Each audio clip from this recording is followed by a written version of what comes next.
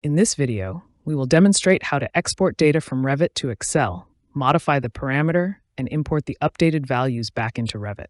As an example, we'll automate the flooring quantity takeoff process by exporting floor data to Excel, modifying the cost parameter, and updating it back in Revit with BIMLOGIQ Copilot.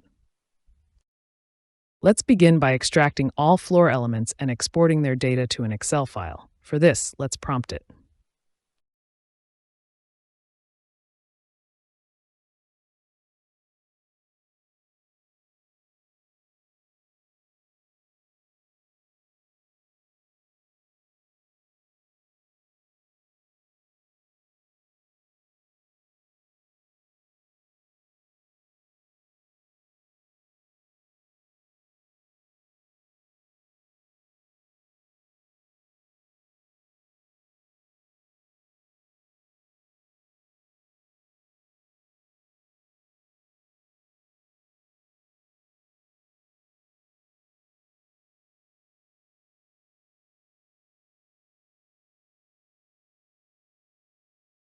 Now, let's open the exported Excel file and review the extracted data.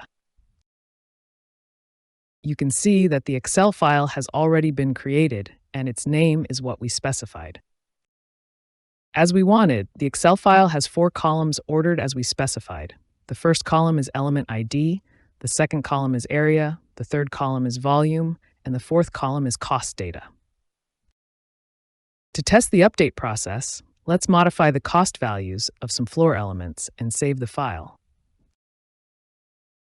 Before update anything, let's take a look at the existing result.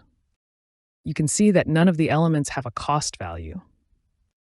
Next, we will use BIMLOGIQ Copilot to update the cost parameter values in Revit based on the modified Excel file. To do this, let's prompt it.